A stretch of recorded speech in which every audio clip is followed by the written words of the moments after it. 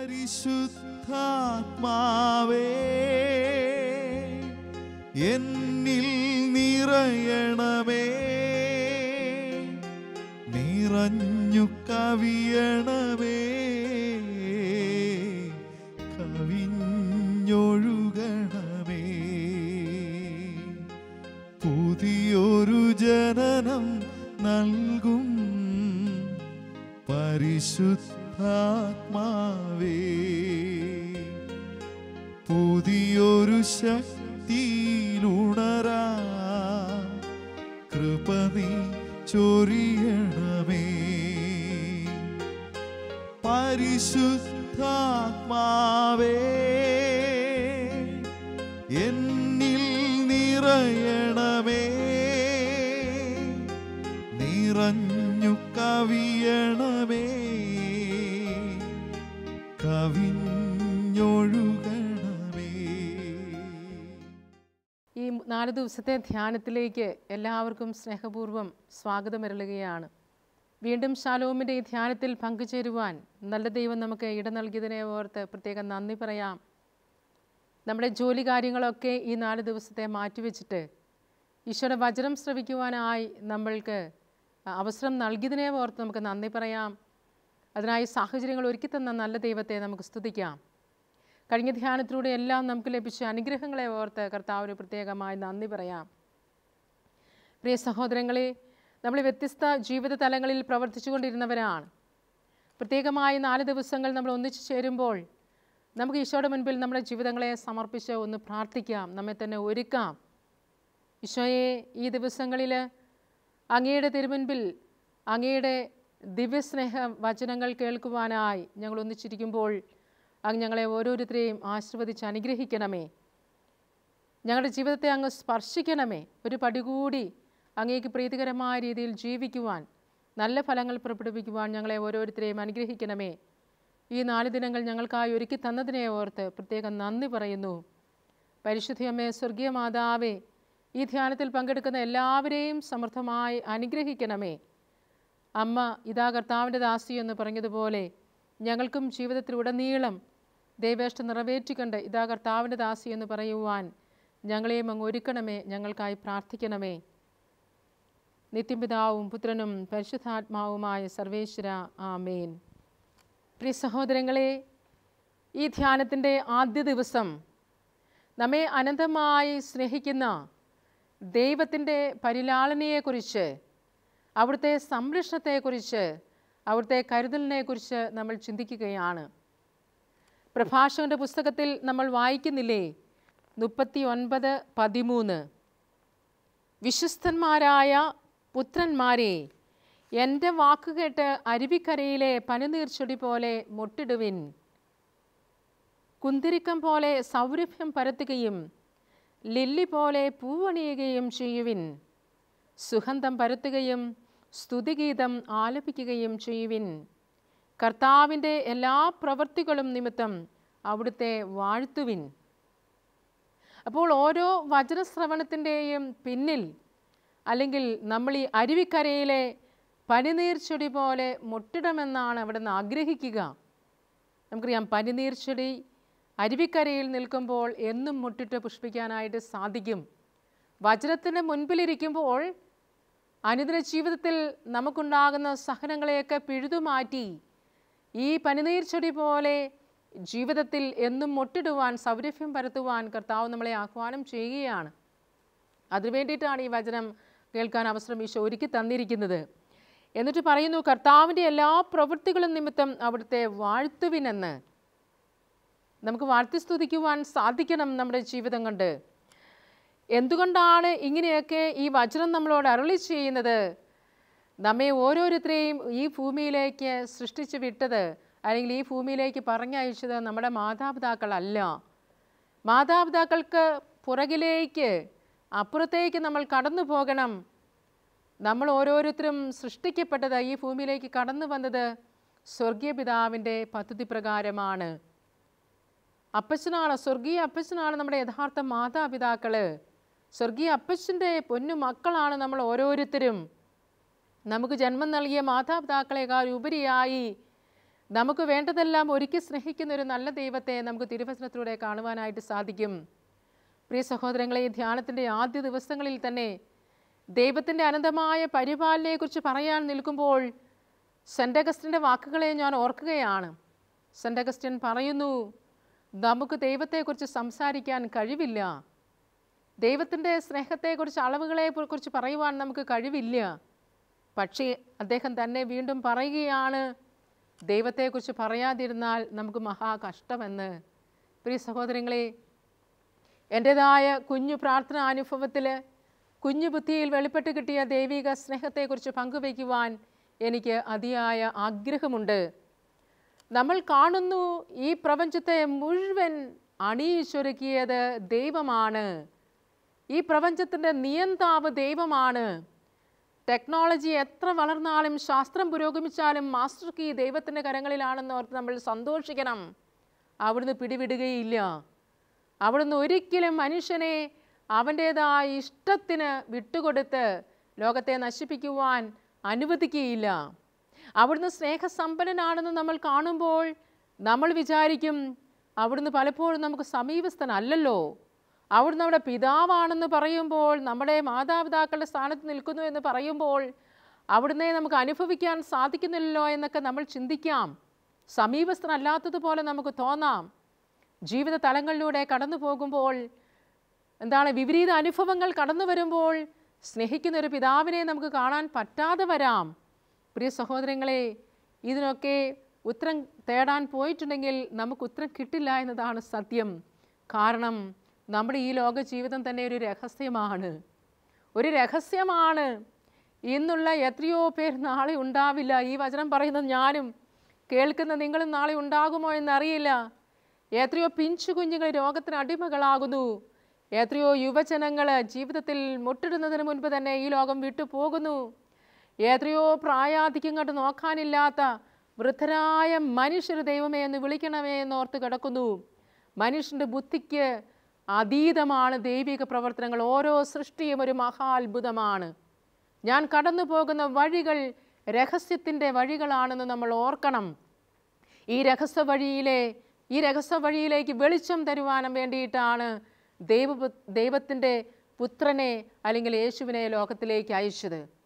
എൻ്റെ ജീവിതത്തിൻ്റെ പരിമിതികൾ നിറഞ്ഞ അനുഭവങ്ങളെ, എൻ്റെ ജീവിതത്തിൻ്റെ ദുഃഖാനുഭവങ്ങളെ അല്പമെങ്കിലും മനസ്സിലാക്കുവാനായിട്ട് എനിക്ക് സാധിക്കുന്നത് ദൈവപുത്രൻ്റെ മുഖത്തേക്ക് നോക്കുമ്പോൾ, അവിടുത്തെ ജീവിതത്തിലേക്ക് നോക്കുമ്പോൾ മാത്രമാണ്. നമ്മൾ കാണുന്നുണ്ട്, ഉൽപ്പത്തി പുസ്തകത്തിൽ ആരംഭത്തിൽ തന്നെ ദൈവമായ കർത്താവ് പതിവ് പോലെ ഇറങ്ങി വരികയാ.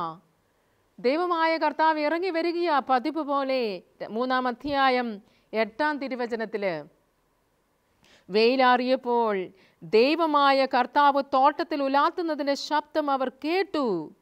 പുരുഷനും ഭാര്യയും അവിടുത്തെ മുൻപിൽ നിന്ന് മാറി തോട്ടത്തിലെ മരങ്ങൾക്കിടയിൽ ഒളിച്ചു. അവിടുന്ന് പുരുഷനെ വിളിച്ചു ചോദിച്ചു, നീ എവിടെയാണ്? ദൈവമായ കർത്താവ് ഏറ്റവും ആദ്യം വേദനിക്കുന്ന ഇവിടെയാണ്. തൻ്റെ അരുമ മക്കളെ ഈ ലോകത്തിലേക്ക് വിട്ടിട്ട് അവർ തന്നെ വിട്ടു പോയിരിക്കുകയാണ്. അവർ ഒളിച്ചു. അന്ന് തുടങ്ങിയതാ ദൈവത്തിൻ്റെ പ്രവർത്തനം. അവൻ്റെ പിന്നാലെ വരികയാ ദൈവം. ഗോത്രപിതാക്കന്മാരെ വിളിക്കുന്നു, പ്രവാചകന്മാരെ വിളിക്കുന്നു. പടിപടിയായി ഞാനാണ് മക്കളെ നിങ്ങളുടെ യഥാർത്ഥ അപ്പൻ, യഥാർത്ഥ ദൈവം ഞാനാണെന്ന് പറഞ്ഞുകൊണ്ട് പിന്നാലെ കടന്നു വരുന്നൊരു ദൈവം. അതിൻ്റെ പരസമാപ്തിയിൽ നമ്മൾ കാണുകയാണ്, ഇതൊന്നും മനസ്സിലാക്കാത്ത ജനതയ്ക്ക് വേണ്ടിയിട്ട് തൻ്റെ ഏകജാതനെ ലോകത്തിലേക്ക് അയക്കുന്നു. പ്രിയ സഹോദരങ്ങളെ, ഇതൊക്കെ നമുക്ക് ധ്യാനിച്ചാലോ, ഞാൻ എവിടെ നിന്ന് പറഞ്ഞാലോ എവിടെ എത്താനാ? അവിടുത്തെ കരങ്ങൾക്ക് മുൻപിൽ, അവിടുത്തെ പ്രവർത്തനങ്ങൾക്ക് മുൻപിൽ, അവിടുത്തെ ഇടപെടലുകൾക്ക് മുൻപിൽ ധ്യാനനിർലയനായി പ്രാർത്ഥനയോടെ കാത്തിരിക്കുക മാത്രമേ നമുക്ക് ചെയ്യാനായിട്ട് സാധിക്കുകയുള്ളൂ. അവിടുന്ന് നമ്മളെ അനന്തമായി സ്നേഹിക്കുന്നു. ഈ ലോകത്തിൽ സംഭവിക്കുന്നതെല്ലാം അവിടുത്തെ സ്നേഹത്തിൻ്റെ അടയാളമാണ്. വിശുദ്ധ തോമസ് അക്വിനാസ് പറഞ്ഞു വെച്ചു, ഈ തിന്മയായിട്ട് കാണുന്നത് പോലും അവിടുന്ന് നന്മയാക്കി മാറ്റുവാൻ വേണ്ടിയിട്ടാണ് അനുവദിക്കുന്നത് എന്ന്. തിന്മയായി കാണുന്നത് പോലും നമ്മുടെ ജീവിതത്തിൽ നന്മയായി മാറ്റുവാൻ അവിടത്തേക്ക് കഴിയുന്നത് കൊണ്ടാണ് അവിടുന്ന് അനുവദിക്കുന്നതെന്ന്. പ്രിയ സഹോദരങ്ങളെ, സ്നേഹസമ്പന്നനായ ഒരു അപ്പൻ്റെ മകനാണ്, മകളാണ് എന്നുള്ളൊരു അവബോധം നമുക്കുണ്ടാകണം. ഒരുപക്ഷേ നിങ്ങളൊക്കെ എൻ്റെ ഈ വചനം ശ്രവിക്കുന്നവരൊക്കെ കുഞ്ഞുങ്ങൾക്ക് ജന്മം കൊടുത്തിട്ടുള്ളവരും മാതാപിതാക്കളും ഒക്കെ ആവാം, അല്ലെങ്കിൽ കുടുംബത്തിൽ വളർന്ന് ജനിച്ചു വളർന്നവരല്ലേ. നമ്മളെല്ലാവരും ഒരു പിതാവിൻ്റെ സ്നേഹം, മാതാവിൻ്റെ സ്നേഹം ഒക്കെ നമ്മൾ അനുഭവിച്ചറിഞ്ഞിട്ടുണ്ടാവാം. എത്ര പരിഗണനയാണ് കുഞ്ഞുങ്ങളോടുള്ളത്. പരിഗണനയില്ലാത്ത മാതാപിതാക്കളും ഉണ്ട് കേട്ടോ, ഇഷ്ടം പോലെ നമുക്ക് കാണാൻ സാധിക്കും. എങ്കിലും അതിനേക്കാൾ എല്ലാം ഉപരിയായി എൻ്റെ മക്കൾ എൻ്റെ പക്കൽ നിന്ന് ഒളിച്ചുപോയി, അവർ മരങ്ങൾക്കിടയിൽ ഒളിച്ചു, അവരിന്ന് എൻ്റെ കൂടെ ഉലാത്താനില്ല എന്ന് മനസ്സിലാകുമ്പോൾ അവരുടെ പിന്നാലെ ഇറങ്ങിത്തിരിക്കുന്ന നല്ല ദൈവത്തെ നമ്മൾ കാണുകയാണ്. പ്രിയ സഹോദരങ്ങളെ, അന്ന് തുടങ്ങി ഇന്നും ദൈവത്തിൻ്റെ ആ അന്വേഷണം, ആ ദൈവത്തിൻ്റെ ആ ഇടപെടൽ ജീവിതത്തിൻ്റെ എല്ലാ തലങ്ങളിലും ഇന്നത്തെ സാഹചര്യത്തിലും നമുക്ക് കാണുവാനായിട്ട് സാധിക്കും. തിരുവചനം നമ്മളോട് പറയുകയാണ്, പ്രഭാഷകന്റെ പുസ്തകത്തിലെ 10-ാം അധ്യായം 4-ാം തിരുവചനം, കർത്താവിൻ്റെ കരങ്ങളാണ് ഭൂമിയെ നിയന്ത്രിക്കുന്നത്. കർത്താവിൻ്റെ കരങ്ങളാണ് ഭൂമിയെ നിയന്ത്രിക്കുന്നത്. ഒരു പച്ചില പഴുത്ത് താഴെ പോകുന്നതും, ഒരു കുഞ്ഞക്കുരുവി പാട്ടുപാടുന്നതും, ഒരു ഇളം തെന്നൽ ഭൂമിയിൽ ചലിക്കുന്നതും, ഒരു കുഞ്ഞു ചെടി വിടർന്ന് പുഷ്പിക്കുന്നതും എല്ലാം അവിടുന്ന് അറിയുന്നു. സമീപസ്ഥനാണ് അവിടുന്ന്, സ്നേഹസമ്പന്നനാണ് അവിടുന്ന്. ഇനി ദൈവത്തിൻ്റെ വചനം കേൾക്കാത്തവർ പോലും, സഭയോ കൂദാശകളോ അറിയാത്തവർ പോലും, യേശു രക്ഷകനായി നമുക്ക് വേണ്ടി ജനിച്ചു മരിച്ചു എന്നറിയാത്തവർ പോലും ഈ പ്രപഞ്ചത്തിലേക്കൊന്ന് കണ്ണു തുറന്ന് നോക്കിയിട്ടുണ്ടെങ്കിൽ ആ വലിയ സ്നേഹത്തിൻ്റെ സന്ദേശം കാണണമെന്നാണ് ദൈവം ആഗ്രഹിക്കുന്നത്. അങ്ങനെ ഈ ദൈവം ഈ പ്രപഞ്ചത്തെ അണിയിച്ചൊരുക്കിയിട്ടാണ് മനുഷ്യനെ ഇങ്ങോട്ട് സൃഷ്ടിച്ചത്, എന്നെ ഇങ്ങോട്ട് സൃഷ്ടിച്ചത്.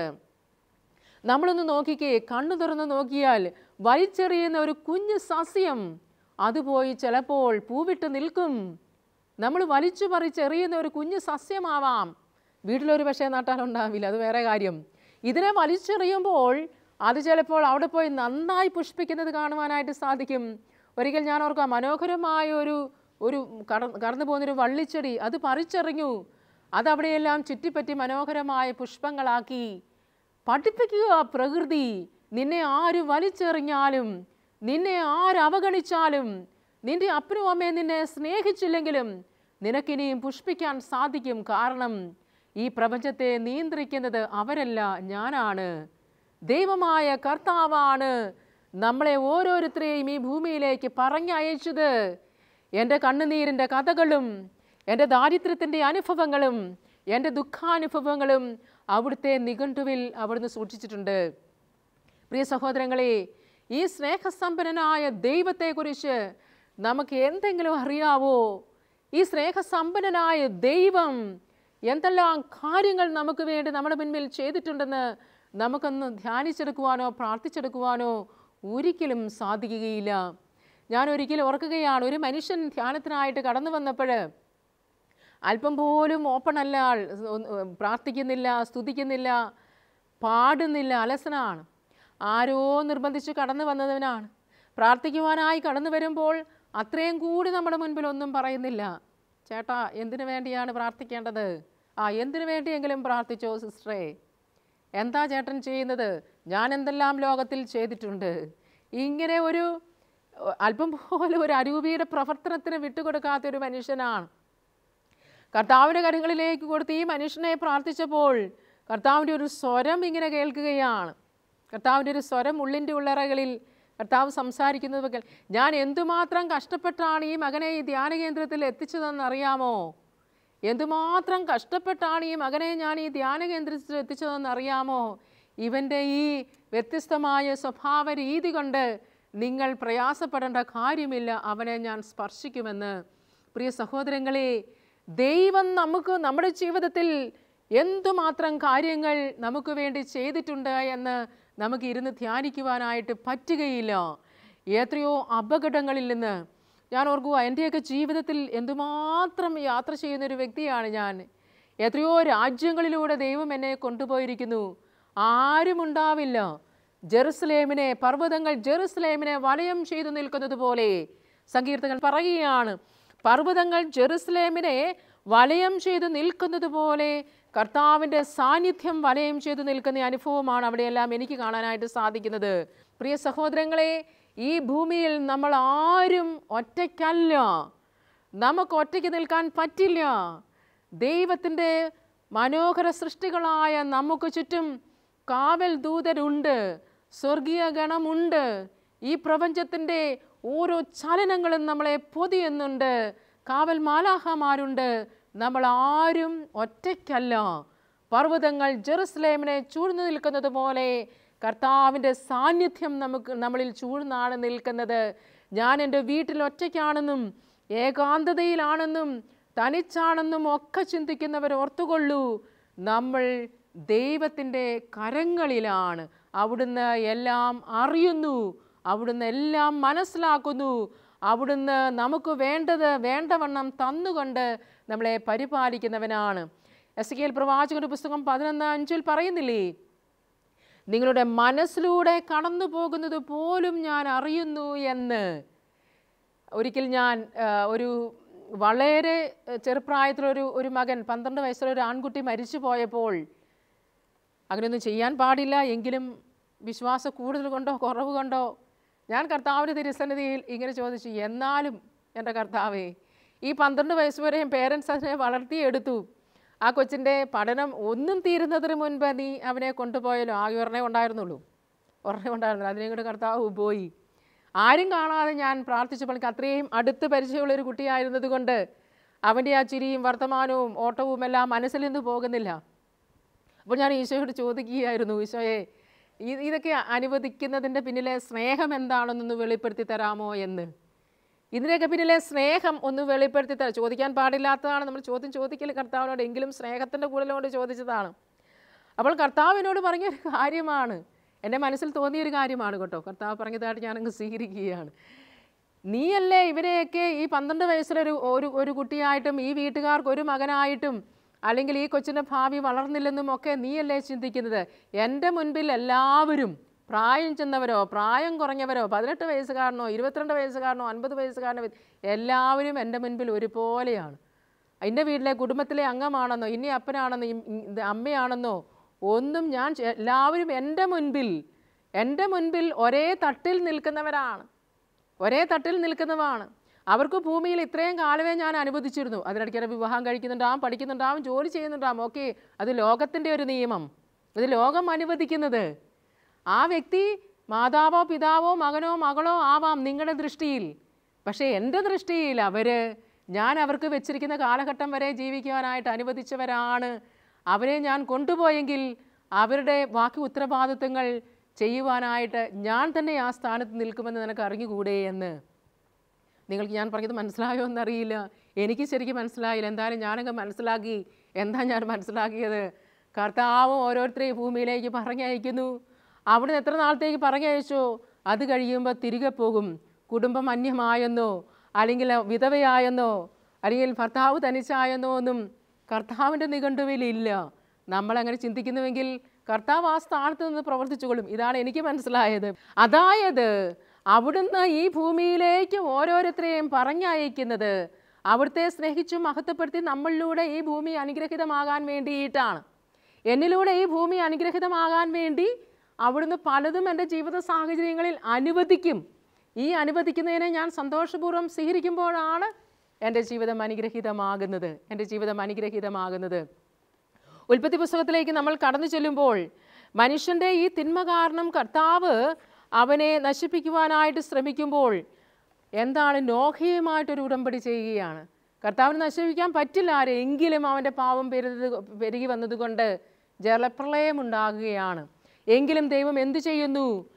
നോഹയെയും കുടുംബത്തെയും ആ പെട്ടകത്തിലേക്ക് കയറ്റുന്നതിൻ്റെ കൂടത്തിൽ 6:20 നമ്മൾ കാണുന്നത്, എല്ലായിനം പക്ഷികളും മൃഗങ്ങളും ഇഴജന്തുക്കളും സംരക്ഷിക്കപ്പെടേണ്ടതിന് ഈ 2 നിൻ്റെ കൂടെ വരട്ടെ.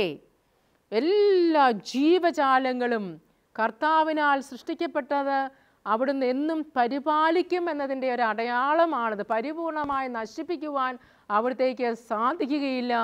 സമയമാകുമ്പോൾ അവിടുന്ന് അവനെ തിരികെ വിളിക്കുന്നു എന്ന് മാത്രമേ ഉള്ളൂ.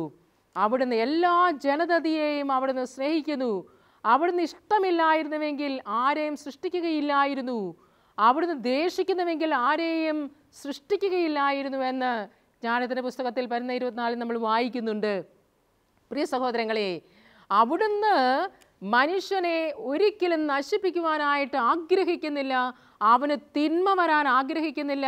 അവൻ തന്നെ വരുത്തി കൂട്ടിവെക്കുന്ന തിന്മകൾ പോലും അവിടുന്ന് നന്മയായി അവനെ മാറ്റി സ്നേഹിക്കുന്ന ഒരു നല്ല ഒരു പിതാവാണ് അവിടുന്ന്. ഞാൻ ഇന്നും ഓർക്കുകയാണ്, ഒരു കുടുംബം, ഒരേ ഒരു മകന്, അവൻ അപ്പനെയും അമ്മയും ഉപേക്ഷിച്ചിട്ട് വീട്ടിൽ നിന്ന് കിട്ടുന്ന പൈസ മുഴുവൻ കൊണ്ടുപോയിട്ട് ഹോട്ടലിൽ പോയി തിന്നാനും കുടിക്കാനും തുടങ്ങി. ഒരു ബ്രഹ്മാണ്ഡം മനുഷ്യൻ. അവൻ്റെ വീട്ടിലൊന്നും അത്രയും വലിപ്പമുള്ളവരാരുമില്ല. അവന് ഭയങ്കരമായ പ്രമേഹം ബാധിച്ചു. എന്ന് വെച്ചാൽ ഒരു 32 വയസ്സൊക്കെ ആയപ്പോഴേക്കും ഏറ്റവും ഹയസ്റ്റ് ലെവലിൽ അവൻ എത്തിയിരിക്കുകയാണ്. ഇവൻ ഇത് മുഴുവൻ ഹോട്ടലിൽ കയറി ഭക്ഷണം കഴിക്കുക, ഫ്രൂട്ട്സൊക്കെ വാങ്ങിച്ച് കഴിക്കുക, അവന് തോന്നിയ രീതിയിലാണ് എനിക്ക് കൂടിയും കൂടെ തുടങ്ങി. എന്നിട്ട് ഇവൻ ഇതിന് രോഗിയായിട്ട് അടിമയായി കഴിഞ്ഞപ്പോൾ അവൻ സങ്കടത്തോടെ വീട്ടിലേക്ക് തിരികെ വന്നു. അവൻ്റെ മാതാപിതാക്കൾ പറയും, മകനെ നീ ഒരു പോയി ധ്യാനം കൂട്, നീ ഒന്ന് പ്രാർത്ഥിക്ക്, നീ ഒന്ന് നന്നായിട്ടൊന്ന് കുമ്പസാരിക്ക്. അവൻ ഇത് ഒന്നും വേണ്ട. ഇവൻ്റെ ഈ രോഗവും ഇവൻ്റെ ഈ അസ്വസ്ഥതകളും ദൈവം സൃഷ്ടിച്ചതാണെന്ന് നമുക്ക് പറയാൻ പറ്റുമോ? നമുക്ക് പറയാൻ പറ്റത്തില്ല. ദൈവം ഇനിയും കാത്തിരിക്കുക. ഇവനൊന്ന് വന്ന് വിളിച്ചാൽ ഞാൻ ശരിയാക്കാം. ഇവൻ പോകില്ല. നമ്മുടെ ജീവിതത്തിൽ നമ്മൾ ആർജിച്ചെടുക്കുന്ന ഏതോ ഒരു വിപരീത അനുഭവങ്ങളാണെങ്കിലും ദൈവം ഒരിക്കലും തിന്മ അനുവദിക്കില്ല. 100% അവിടുന്ന് നല്ലവൻ തന്നെയാണ്. നമ്മുടെ ജീവിതത്തിലേക്ക് കടന്നു വരുന്ന വിപരീത അനുഭവങ്ങൾ എൻ്റെ ജീവിതം കൂടുതൽ അനുഗ്രഹിക്കപ്പെടുവാൻ, എൻ്റെ കുടുംബം അനുഗ്രഹിക്കപ്പെടുവാൻ, എൻ്റെ അടുത്ത തലമുറ അനുഗ്രഹിക്കപ്പെടുവാൻ ദൈവം അനുവദിക്കുന്നതാണ്. വ്യക്തി ജീവിതത്തിലെ വൈകല്യങ്ങൾ കൊണ്ടുണ്ടാകുന്നത് ദൈവത്തിലേക്ക് കടന്നു വരാൻ അവിടുന്ന് അനുമതി. ഇവനെ ഡയബറ്റിക്കായിട്ട് അവനെ പിടിച്ചു നിർത്തിയില്ല എങ്കിൽ ഇവൻ എവിടെ ചെന്ന് അവസാനിക്കുമെന്ന് അറിയില്ല. അതുകൊണ്ട് അവൻ ഭക്ഷണം നിർത്തി, അവൻ ഉപവാസം തുടങ്ങി. പക്ഷേ ശരിയാകണമെങ്കിൽ ആ കമ്പികൾ കൂട്ടിച്ചേർക്കുന്നവൻ്റെ അടുക്കിലേക്ക് ചെന്നാലേ വീണ ശരിയാകത്തുള്ളൂ. കർത്താവിൻ്റെ അടുക്കിലേക്ക് ഇവൻ കടന്നു ചെല്ലണം. സ്നേഹത്താൽ സൃഷ്ടിക്കപ്പെട്ട മനുഷ്യൻ സ്നേഹത്തിന് മുൻപിൽ പോയി സ്നേഹത്തിനെതിരായി ചെയ്ത പ്രവൃത്തികൾക്ക് മാപ്പ് ചോദിച്ച് സ്നേഹത്തിൽ സൗഖ്യം നേടുമ്പോൾ മാത്രമേ അവന് ആ ജീവിതാനുഭവത്തിലേക്ക് അല്ലെങ്കിൽ ജീവിതാനുഭവത്തിൽ ദൈവത്തെ കണ്ടെത്താനായിട്ട് സാധിക്കുകയുള്ളൂ, അല്ലെങ്കിൽ അവൻ നോർമലാവുകയുള്ളൂ. പ്രിയ സഹോദരങ്ങളെ, സ്നേഹത്താൽ സൃഷ്ടിക്കപ്പെട്ട നമ്മൾ സ്നേഹത്തിന് വേണ്ടി കൊതിക്കുന്നുണ്ട്. ഈ സ്നേഹം നമുക്ക് തീർത്തു തരുന്നത് ദൈവതിരുസന്നിധിയിൽ മാത്രമാണ്. വേറെ നമ്മൾ എവിടെ പോയി അന്വേഷിച്ചാലും നമുക്ക് കിട്ടുകയില്ലാതെ പലരുടെയും ജീവിതത്തിൽ നമ്മൾ കാണുന്നു ഏകാന്തത, ദുഃഖം, നിരാശ, ഉത്കണ്ഠ. പക്ഷേ ആരെങ്കിലും ഒരാൾ അവരെ സ്നേഹിക്കുവാനായിട്ട് കടന്നു വന്നു കഴിയുമ്പോൾ അതെല്ലാം മാറുന്നതിൻ്റെ കാരണം എന്താണ്? ആ വ്യക്തികളിലൂടെ അവനെ സൃഷ്ടിച്ച് ദൈവത്തിൻ്റെ അടുക്കിലേക്ക് അവൻ കടന്നു ചെല്ലുകയാണ്. പ്രിയ സഹോദരങ്ങളെ, സ്നേഹത്താൽ സൃഷ്ടിക്കപ്പെട്ട നമ്മൾ സ്നേഹം തിരികെ കൊടുക്കുമ്പോഴാണ് ദൈവത്തിന് ഇഷ്ടമുള്ളവരായി ഈ ഭൂമിയിൽ ജീവിക്കുക എന്നുള്ള കാര്യം നമ്മൾ മറക്കരുത്. അവിടുന്ന് എല്ലാം അനുവദിച്ചു. അബ്രാഹത്തെ വിളിച്ചു. നമുക്കറിയാം, ദൈവത്തിൻ്റെ സ്നേഹം നമുക്ക് അനുഭവിച്ചറിയുവാൻ ഒരുപാട് സാഹചര്യങ്ങൾ ബൈബിളിലുണ്ട്. അവിടുന്ന് സ്നേഹമുള്ളവനാണെന്ന് 1 യോഹന്നാൻ 4:16 4:8 പറയുന്നുണ്ട് അവിടുന്ന് ദൈവം സ്നേഹമാകുന്നു എന്ന്. പക്ഷേ ഈ സ്നേഹം അനുഭവിച്ചറിയുവാൻ അനേക സാധ്യതകൾ ബൈബിളിൽ നമ്മൾ കാണുന്നുണ്ട്. അബ്രാഹത്തിൻ്റെ വിളി, അബ്രാഹത്തെ വിളിക്കുന്നു ദൈവം. ആ വിളിയിലൂടെ ഈ ലോകത്തിൽ സ്ഥാപിക്കാൻ പോകുന്ന എല്ലാ കുടുംബത്തെയും അവിടുന്ന് അനുഗ്രഹിക്കുന്നു. അതിൻ്റെ ഒരു അടയാളം കൂടിയല്ലേ. ഹാഗാറിൻ്റെ നിലവിളി കേൾക്കുന്നു, കുഞ്ഞിന് ഇസ്മായേലിൻ്റെ നിലവിളി കേൾക്കുന്നു.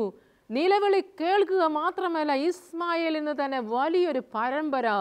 1-2 സ്ഥലങ്ങളിലൊക്കെ രാജ്യങ്ങളിലൊക്കെ ധ്യാനിപ്പിക്കാൻ പോയപ്പോൾ മൊത്തം ഇസ്രായേലിൻ്റെ പരമ്പരയാണ്. ഇസ്മായേലിൻ്റെ മക്കളാണ് അവിടെ കിടക്കുന്നത്. മുഴുവൻ ക്രിസ്ത്യാനികൾ ഒറ്റ ഒരാളെ കാണാൻ പോലും ഇല്ലാത്ത രീതിയിൽ ദൈവം അങ്ങോട്ട് വളർത്തി. ഒന്ന് നിലവിളിച്ചതേ ഉള്ളൂ, ആരെയും വീട്ടിൽ നിന്ന് ഇറക്കി വിടണ്ട. എല്ലാ ജീവിതവും ദൈവത്താൽ സ്ഥാപിതമാ, ദൈവത്താൽ നിയോഗിക്കപ്പെട്ടതാ. ഹാഗാറിനെ ഇറക്കി വിട്ടത് ദൈവത്തിന് ഇഷ്ടപ്പെട്ടില്ല. ഇസ്മായേലിനെ ഇറക്കി വിട്ടത് ദൈവത്തിന് ഇഷ്ടപ്പെട്ടില്ല. അവർ മരുഭൂമിയിൽ കരയേണ്ടവരല്ല. ഈ കരച്ചിലിൻ്റെ വലിയൊരു ഉത്തരം നമ്മൾ പുതിയ നിയമത്തിൽ കാണുന്നില്ലേ? അന്ധൻ കരഞ്ഞാലും, ബേദരൻ കരഞ്ഞാലും, കുഷ്ഠരോഗി കരഞ്ഞാലും വാരിപ്പുണരുന്ന സ്നേഹം.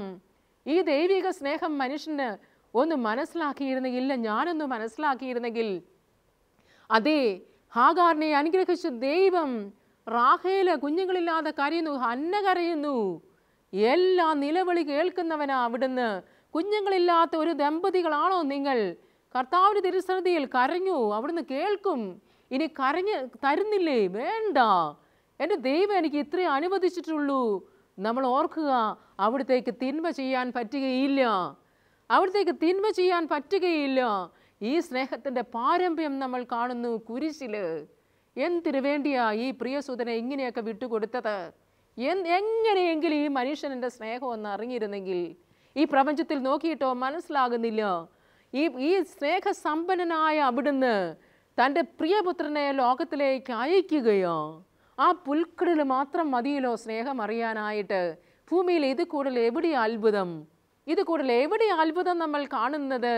ആ പുൽക്കുടലിലെ തിരുജനനം തന്നെ ഏറ്റവും വലിയൊരു അത്ഭുതമാണ്. ദൈവം അനുവദിച്ചു. നിങ്ങളെപ്പോലെ തന്നെ എൻ്റെ മകനെ ഞാൻ ഭൂമിയിലേക്ക് വിടുക. ഞാൻ പ്രവാചകന്മാരുടെ സംസാരിച്ചിട്ടും ഈ ലോകത്തിൻ്റെ എല്ലാ സുഖ സൗകര്യങ്ങളും നിങ്ങളുടെ മുൻപിൽ ഒരുക്കിയിട്ടും നിങ്ങളെന്നെ മനസ്സിലാക്കുന്നില്ല എങ്കിൽ ഈ പുത്രനെ ഒന്ന് കാണ്.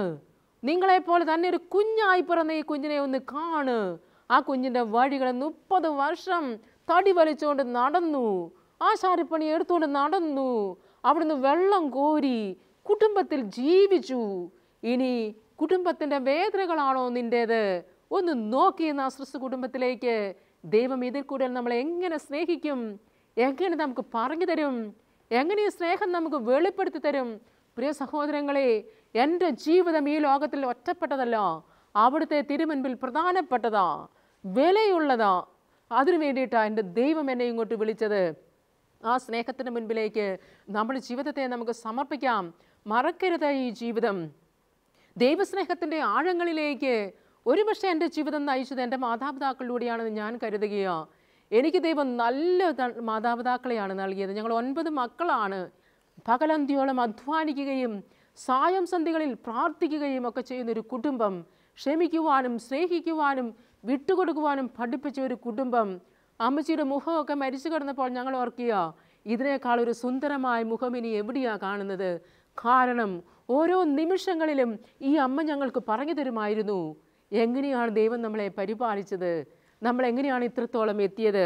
നിയമാവർത്തന പുസ്തകത്തിൽ നമ്മൾ കാണുന്നില്ലേ, 4-ാം അധ്യായം, നിങ്ങളുടെ കണ്ണുകൾ കണ്ട കാര്യങ്ങൾ മറക്കാതിരിക്കാനും ജീവിതകാലം മുഴുവൻ അവ ഹൃദയത്തിൽ നിന്ന് മായാതിരിക്കാനും ശ്രദ്ധിക്കുവിൻ, ജാഗരൂകരായിരിക്കുവിൻ. അവയെല്ലാം നിങ്ങളുടെ മക്കളെയും മക്കളുടെ മക്കളെയും അറിയിക്കണം. പ്രിയ സഹോദരങ്ങളെ, എൻ്റെ ജീവിതാനുഭവങ്ങൾ എനിക്ക് വേണ്ടി മാത്രമല്ലതല്ല. എനിക്കൊരു ദൈവാനുഭവം ഉണ്ടായിട്ടെങ്കിൽ അത് ഞാൻ പങ്കുവയ്ക്കണം, ദൈവത്തിന് സാക്ഷ്യം വഹിക്കണം. എൻ്റെ കുടുംബത്തിലെ ഒരു സൗഖ്യം മക്കളോട് പറയണം. ഒരു അപകടത്തിലും ദൈവം രക്ഷിച്ചത് പറയണം. നമ്മുടെ കൃഷിയിടങ്ങളിൽ ഒരു കായ്കനി ഉണ്ടായെങ്കിൽ അത് ദൈവപരിപാലനയാണെന്ന് കുഞ്ഞുങ്ങളെ പഠിപ്പിക്കണം. കണ്ണുകൾ കൊണ്ട് കണ്ട എത്ര കാര്യങ്ങൾ ഞാൻ രഹസ്യ അറയിൽ സൂക്ഷിച്ചത് കൊണ്ട് നമ്മുടെ അടുക്കലേക്ക് കടന്നു വന്ന എത്ര പേര് ദൈവത്തെ അറിയാതെ പോയി. മറക്കരുത് എന്ന് ദൈവം പറയുക ഇസ്രായേൽ ജനത്തോട്. ദൈവത്തെ മറന്ന ഒരു ജനതയുടെ നടുവിലാണ് നമ്മൾ ജീവിക്കുന്നത്. തിരിഞ്ഞു നോക്കൂ പ്രിയപ്പെട്ടവരെ, തിരിഞ്ഞു നോക്കൂ മാതാപിതാക്കളെ, ഭാര്യ ഭർത്താക്കന്മാരെ, യുവജനങ്ങളെ, കുട്ടികളെ. എത്രയെത്ര അനുഭവങ്ങളാണ് ദൈവം നമ്മുടെ ജീവിതത്തിൽ വർഷിച്ചിട്ടുള്ളത്.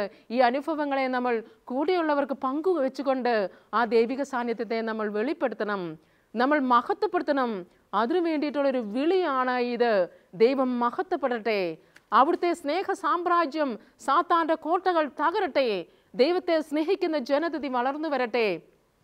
നമ്മൾ പലപ്പോഴും ദൈവത്തിൻ്റെ പ്രവർത്തനങ്ങളെ എല്ലാം അങ്ങോട്ട് ഒതുക്കുകയോ, ദൈവത്തിൻ്റെ പരിപാലന വ്യവസ്ഥയില്ലാതെ സ്നേഹിക്കുന്ന, ഒരു പരിധിയുമില്ലാതെ സ്നേഹിക്കുക. നീ എത്ര പാവിയാണോ, നീ എത്രമാത്രം ദുർനടപ്പുകാരനാണോ, നിന്റെ ജീവിതത്തിൽ നീ എന്നെ ഒരിക്കലും വിളിക്കാത്തവനാണോ, എന്നാലും എൻ്റെ ദൈവം നമ്മളെ സ്നേഹിക്കുന്നു.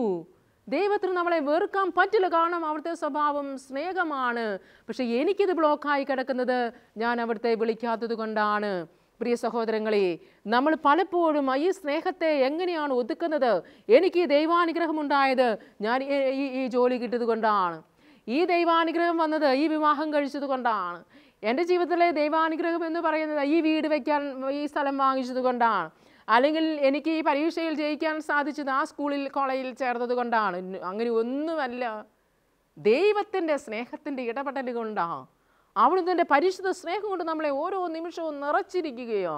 ഈ സ്നേഹം നമ്മൾ തൂർത്ത് കളഞ്ഞ് ലോകത്തിന് നക്കാപ്പിച്ച സ്നേഹവും അനുഭവങ്ങൾക്കും മുൻപേ പോകുമ്പോൾ നമുക്കില്ലാത്തതിനെ ഓർത്ത് വേദനിക്കേണ്ടി വരുന്നു. അവിടുന്ന് നമുക്ക് വേണ്ടതെല്ലാം നൽകിയിരിക്കുകയോ. ഒന്ന് നിലവിളിച്ചാൽ മതി, അവിടുന്ന് നമ്മുടെ കൂടെ നിൽക്കും. അമ്മയുടെ ഉദരം എനിക്ക് വേണ്ടി തിരഞ്ഞെടുത്തതും എനിക്ക് മാതാപിതാക്കളെ ക്രമപ്പെടുത്തിയതും എല്ലാം എൻ്റെ ദൈവമാ. എൻ്റെ ജീവിത പങ്കാളി തോബിയാസ് പറഞ്ഞില്ലേ, എനിക്ക് പണ്ടേ ഒരുക്കിയത് എൻ്റെ ജീവിത പങ്കാളി ദൈവത്തിൻ്റെ സ്നേഹത്തിൻ്റെ അടയാളമാ. എൻ്റെ കുഞ്ഞുങ്ങൾ സ്നേഹത്തിൻ്റെ അടയാളമാ. എൻ്റെ ജോലിയും കാര്യങ്ങളും എല്ലാം സ്നേഹത്തിൻ്റെ അടയാളമാ. പ്രിയ സഹോദരങ്ങളെ, ഈ സ്നേഹം മുഴുവൻ നമ്മൾ കാണുന്നത് അവിടുത്തെ ആ ശൂന്യവൽക്കരിക്കപ്പെട്ട അവിടുന്ന് ഭൂമിയിലേക്ക് കടന്നു വന്ന ഇടങ്ങളിലാണ്. എവിടെയാണ് ഈ സ്നേഹം കാണുന്നത്? ഇന്ന് അവിടുന്ന് പറയുകയാണ്, 2-3 പേർ, മത്തായിയുടെ സുവിശേഷം 18-ാം അധ്യായത്തിൽ നമ്മൾ കാണുന്നു, 2-3 പേർ എൻ്റെ നാമത്തിൽ ഒന്നിച്ചു കൂടുമ്പോൾ ഞാൻ അവരുടെ മധ്യേ ഉണ്ടായിരിക്കും. 18-20 അത്രമാത്രം ഈശോ സമീപസ്ഥനാ. നീ ഒന്ന് കൂടിയാൽ മതി എൻ്റെ നാമത്തിൽ, ഞാൻ അവിടെ ഉണ്ട്. ഇനി മേഘസ്തംഭവും അഗ്നിത്തൂണും ഒന്നും അല്ല നിങ്ങളെ എന്നെ നയിക്കുന്നത്. നിങ്ങൾ എൻ്റെ കൂട്ടത്തിൽ ഒന്ന് എൻ്റെ നാമത്തിൽ എന്നെ ഒന്ന് വിളിച്ചാൽ മതി.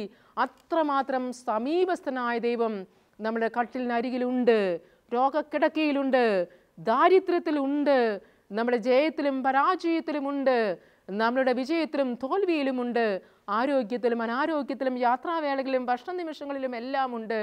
ആ ദൈവത്തിൻ്റെ പരിപാലനയിൽ ജീവിക്കുന്ന പൊന്നുമക്കളായി തീരാം. അപ്പോസ്തല പ്രവർത്തനങ്ങളിൽ നമ്മൾ വായിക്കുന്നില്ലേ, നമ്മൾ ചരിക്കുന്നതും നീങ്ങുന്നതും എല്ലാം അവിടുത്തെ കരങ്ങളിലാണ്, അവിടുത്തെ കരങ്ങളിലാണ്. ഓ ദൈവമേ, ഈ ധ്യാനത്തിൻ്റെ ആദ്യ ദിവസം തന്നെ അങ്ങയുടെ പരിപാലനയെക്കുറിച്ച്, അങ്ങയുടെ സ്നേഹത്തെക്കുറിച്ച്, അവിടുത്തെ സംരക്ഷണത്തെക്കുറിച്ച് ധ്യാനിക്കുവാൻ ഞങ്ങളെ അനുവദിച്ചതിനെ ഓർത്ത് നന്ദി പറയുന്നു. സ്നേഹമാണല്ലോ ഓരോ ജീവനെയും താങ്ങുന്നത്. സ്നേഹിക്കാൻ ആരുമില്ലാത്തപ്പോഴാണല്ലോ ജീവിക്കണ്ട എന്ന് തോന്നുന്നത്. ദൈവമേ, ഈ ഭൂമിയിൽ ആരും ഞങ്ങളെ സ്നേഹിക്കാനില്ലെങ്കിലും നിന്റെ സ്നേഹം ഒരിക്കലും ഞങ്ങളിൽ നിന്നും വിട്ടുപോകരുത് എന്ന് കരുതിക്കൊണ്ട് അങ്ങ് ഞങ്ങളെ ഛായയിലും സാദൃശ്യത്തിലും എല്ലാം നൽകി സ്നേഹിച്ചു. ഈ പരിപാലനയെക്കുറിച്ചുള്ള ഓർമ്മ ഞങ്ങളുടെ ജീവിതത്തിൽ എന്നും നിലനിൽക്കട്ടെ. ഞങ്ങളെ ദുഃഖങ്ങളോ ഏകാന്തതയോ നിരാശയോ ഒരിക്കലും തകർക്കാതിരിക്കട്ടെ. ആ പിതൃഭവനത്തെക്കുറിച്ചുള്ള ഓർമ്മ ഞങ്ങൾ ഈ ഭൂമിയിലൂടെ നടന്ന് ആ ഭവനത്തിൽ അങ്ങയുടെ ഭവനത്തിൽ തിരികെ എത്തേണ്ടുന്ന ആളുകളുടെ ഓർമ്മ ഞങ്ങൾക്ക് നൽകി ഞങ്ങളെ ഓരോരുത്തരെയും ഓരോ നിമിഷവും നയിക്കണമേ. ആ പിതൃഭവനത്തേക്കുള്ള ഓർമ്മ ഞങ്ങൾക്ക് ബലവും ശക്തിയും നൽകട്ടെ. നമുക്ക് ദീപികാരന തിരുസന്ധിയിൽ മുട്ടുകുത്താം. ഈശോ ഇതാ താരയിലേക്ക് കടന്നു വരികയാണ്. നമുക്ക് കരങ്ങൾ കൂപ്പി ജീവിതത്തിൻ്റെ എല്ലാ അനുഭവങ്ങളും ആ സ്നേഹത്തിന് മുൻപിൽ, ആ കുഞ്ഞു തിരുവോസ്തിക്ക് മുൻപിൽ സമർപ്പിച്ചുകൊണ്ട് നമുക്ക് സൗഖ്യം ഏറ്റുവാങ്ങാം. ഈശോ നമ്മളെ ഓരോരുത്തരെയും അനുഗ്രഹിക്കട്ടെ. ആമേൻ.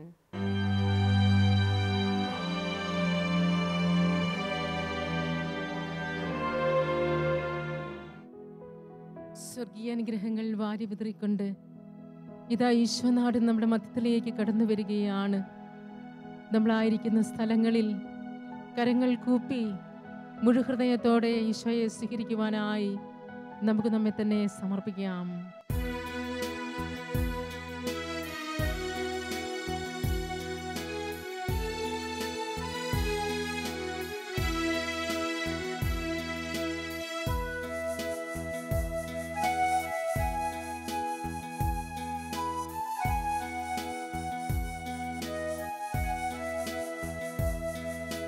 മിശിഹാ കർത്താവേ, മാനവരക്ഷകനേ, നരനു വിമോചനമേകിടുവാൻ നരനായി വന്നു പിറന്നവനേ, മിശിഹാ കർത്താവേ, മാലാഖമാരൊത്തു ഞങ്ങൾ പാടിപ്പുകഴ്ത്തുന്നു നിന്നെ, മാലാഖമാരൊത്തു ഞങ്ങൾ പാടിപ്പുകഴ്ത്തുന്നു നിന്നെ, പരിശുദ്ധൻ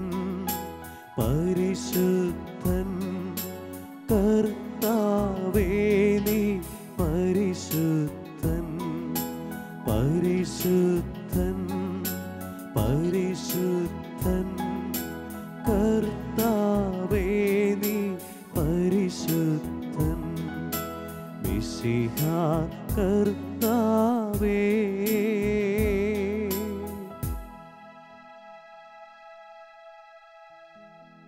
കണ്ണുകൾ തുറന്ന് ഈശോയുടെ തിരുമുഖത്തേക്ക് നമുക്കൊന്ന് നോക്കാം.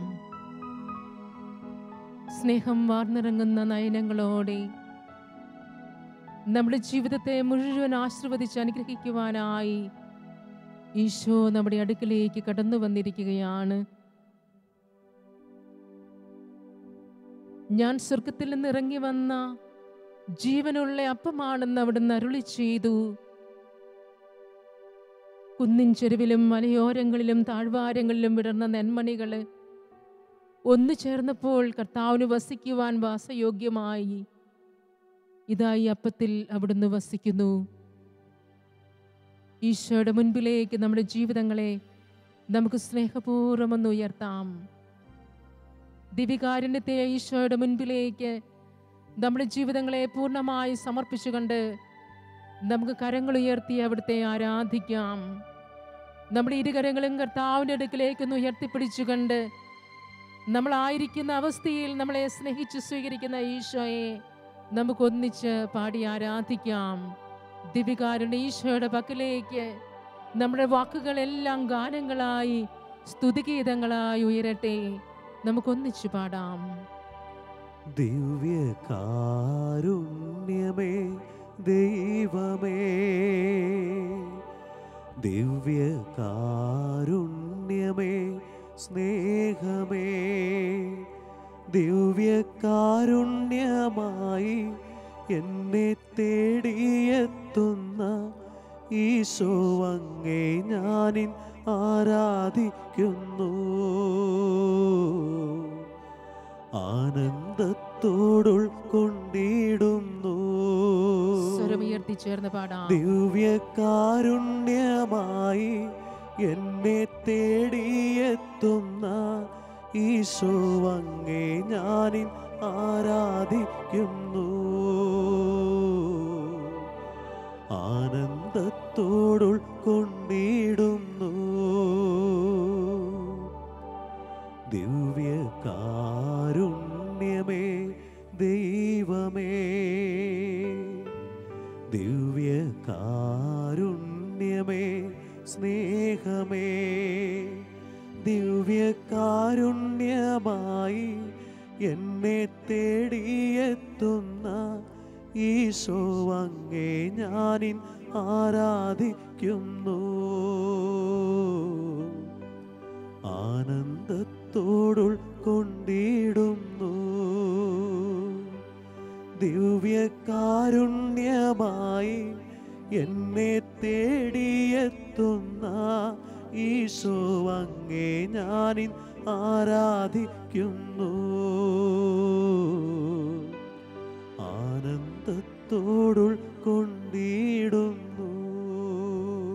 സ്വർഗീയ പിതാവിൻ്റെ അനന്തമായ സ്നേഹമാണ് നാം ഈ തിരുവോസ്തിയിൽ കാണുക.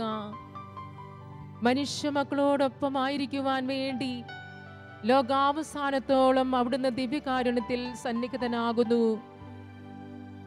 ലാസറിന്റെ ശവകുടീരത്തിങ്കല് കണ്ണുനീർ പൊടിച്ച ഈശോയെ കണ്ടപ്പോൾ ചുറ്റും നിന്ന ജനക്കൂട്ടം പറഞ്ഞു, അവനെ എത്രയധികമായി അവനെ സ്നേഹിച്ചിരുന്നു എന്ന്.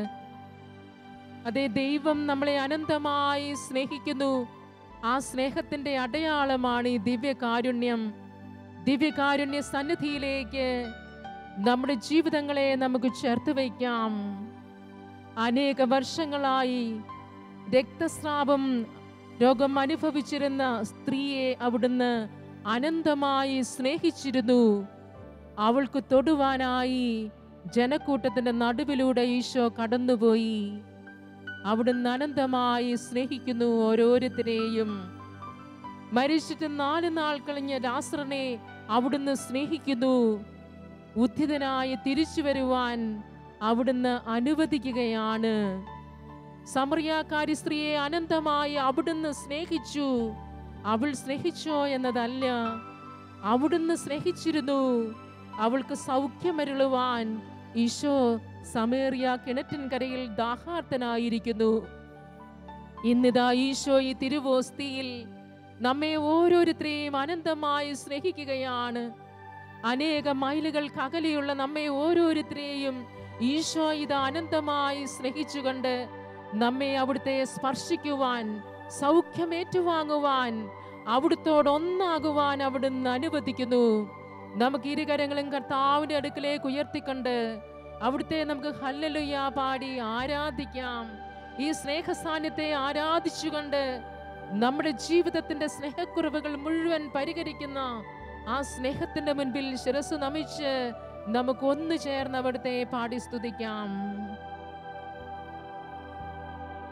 സ്നേഹമെന്ന വാക്കിനർത്ഥം ഭൂമിയിൽ ജീവിതം കൊണ്ടങ്ങു പൂർത്തിയാക്കുമ്പോ സ്നേഹം സഹനമാണെന്നു ഞാൻ അറിയുന്നു. സ്നേഹമെന്ന വാക്കിനർത്ഥം ഭൂമിയിൽ ജീവിതം കൊണ്ടങ്ങു പൂർത്തിയാക്കുമ്പോ സ്നേഹം സഹനമാണെന്നു ഞാൻ അറിയുന്നു. സ്നേഹം മരണമാണെന്നു ഞാൻ കാണുന്നു. സ്നേഹം ബലിയായി തീരുന്നു, ചങ്കും ചോരയുമേകുന്നു. സ്നേഹം കുരിശിൽ പൂർണ്ണമാകുന്നു. സ്നേഹം കുർബാനയായി മാറുന്നു. ഇരുകരങ്ങളും ഉയർത്തിപ്പിടിച്ചുകൊണ്ട് രാജാതിരാജനായ ഈശോയെ നമുക്കൊന്ന് സ്തുതിക്കാം. നമ്മളായിരിക്കുന്ന സ്ഥലങ്ങളിൽ ഇരുന്നു കൊണ്ട് കരങ്ങൾ തിരുസന്നിധിയിലേക്ക് ഉയർത്തി കരങ്ങൾക്ക് നീളക്കുറവില്ലാത്ത കർത്താവ് നമ്മളെ സ്പർശിക്കുന്നത് അനുഭവിച്ചുകൊണ്ട് സ്നേഹശൂന്യമായ ജീവിത മേഖലകളിലേക്ക് ഈശോ സൗഖ്യമായി കടന്നു വരുന്നത് അനുഭവിച്ചുകൊണ്ട് നമുക്ക് അവിടുത്തെ ഒന്ന് ആരാധിക്കാം. യേശുവേ, ഞങ്ങൾ അങ്ങേ സ്തുതിക്കുന്നു. Hallelujah, hallelujah. യേശുവേ, ആരാധന, ആരാധന, ആരാധന. സൗഖ്യപ്പെടുത്തുന്ന ഈശോയെ ഞങ്ങൾ അങ്ങേ ആരാധിക്കുന്നു.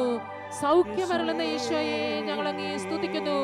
ഞങ്ങളുടെ കുടുംബങ്ങളിലേക്ക് കടന്നു വരുന്ന ഈശോയെ, ഞങ്ങളുടെ മക്കളെ അനുഗ്രഹിക്കുന്ന ഈശോയെ, സ്നേഹത്താൽ ഞങ്ങളെ വാരിപ്പുണരുന്ന ഈശോയെ, ഞങ്ങളുടെ സംശയങ്ങളും വേദനകളും തീർത്ത് ഞങ്ങളെ പരിശുദ്ധ സ്നേഹം കൊണ്ട് നിറയ്ക്കുന്ന ഈശോയെ ഞങ്ങൾ അങ്ങേ ആരാധിക്കുന്നു. Hallelujah, hallelujah, hallelujah, hallelujah.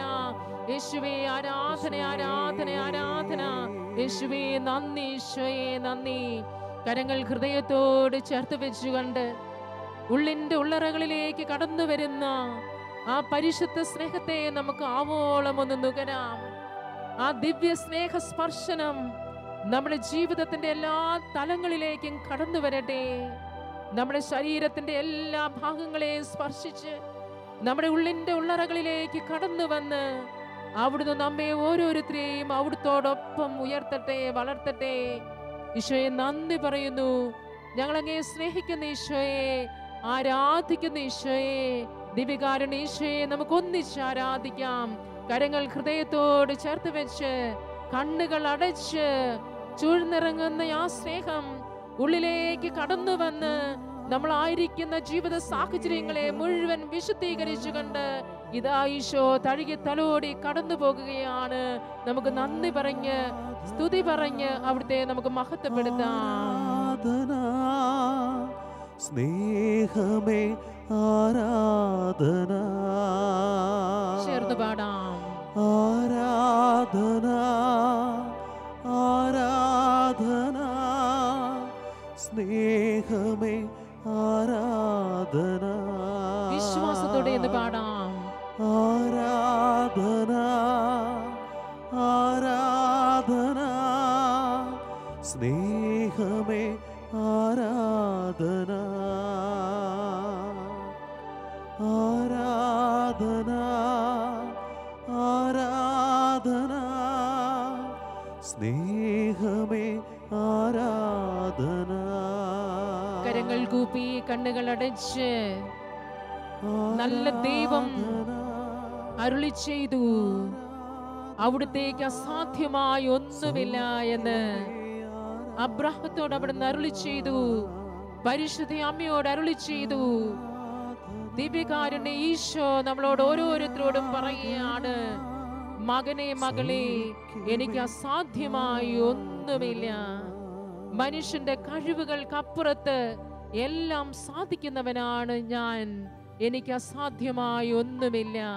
ആ തിരുമുൻപിലേക്ക് ജീവിതം സമർപ്പിച്ചുകൊണ്ട് ശിരസ് നമിച്ച് ജീവിതം മുഴുവൻ ഏൽപ്പിച്ചു കൊടുത്ത് പരിശുദ്ധ പരമ ദിവ്യകാരുണ്യത്തെ നമുക്ക് ആരാധിക്കാം.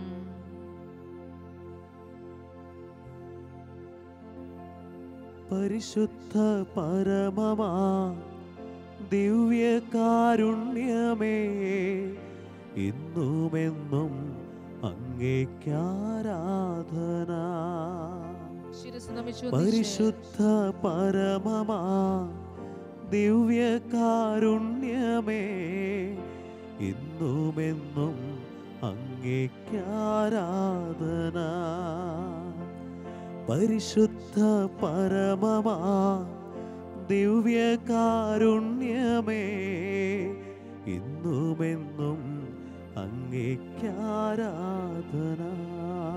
നമ്മളായിരിക്കുന്ന സ്ഥലങ്ങളിൽ മുട്ടുകുത്തി ഈശോയുടെ ആശീർവാദം സ്വീകരിക്കുവാനായി നമ്മെ തന്നെ നമുക്കൊരുക്കാം. നമ്മളെ നമ്മുടെ പ്രിയപ്പെട്ടവരെയും തിരുമുൻപിലേക്ക് സമർപ്പിച്ചുകൊണ്ട് അവിടുത്തെ ദിവ്യമായ ആശീർവാദം നമുക്ക് ഏറ്റുവാങ്ങാം.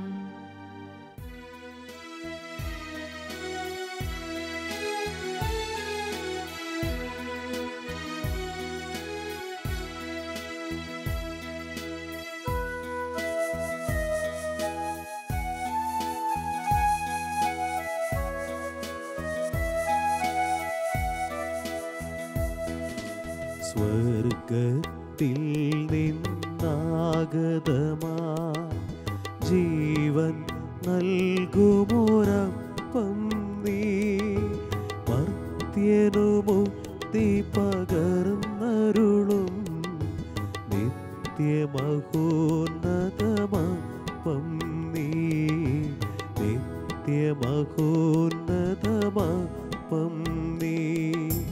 മാനവരേ മോദമോടെ നാഥനെ വാഴ്ത്തി പാടിടുവിൻ, ദൈവത്തിൻ പരിപാവനമാ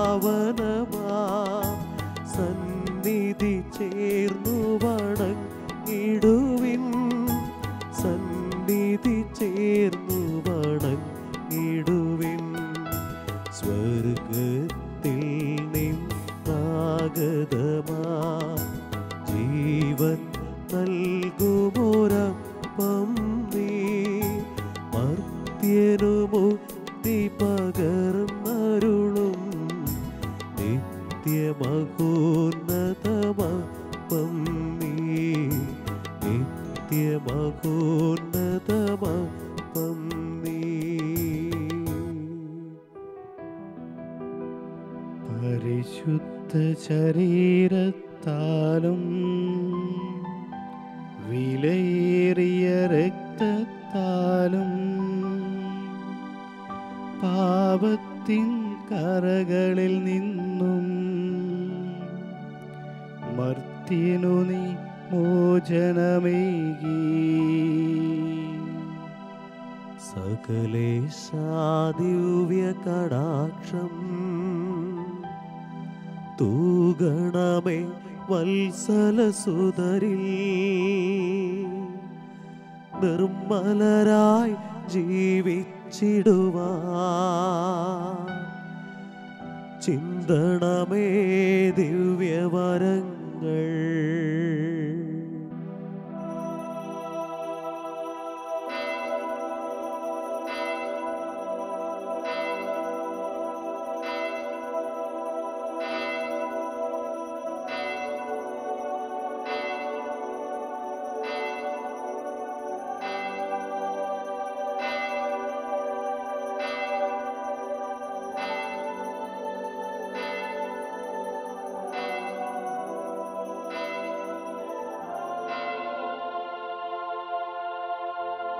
പരിശുദ്ധ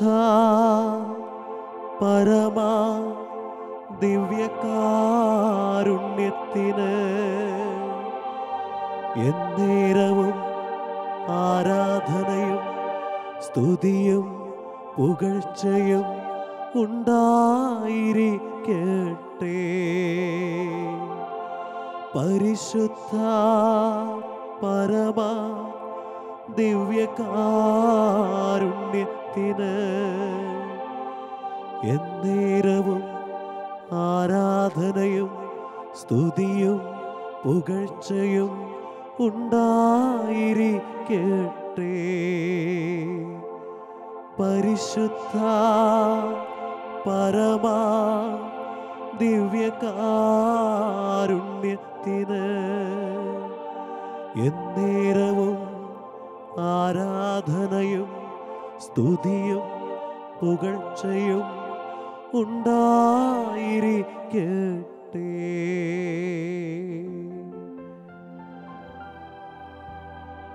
സ്നേഹമെന്ന വാക്കിനർത്ഥം ഭൂമിയിൽ ജീവിതം കൊണ്ടങ്ങു പൂർത്തിയാക്കുമ്പോൾ സ്നേഹം സഹനമാണെന്നു ഞാൻ അറിയുന്നു. സ്നേഹം മരണമാണെന്നു ഞാൻ കാണുന്നു.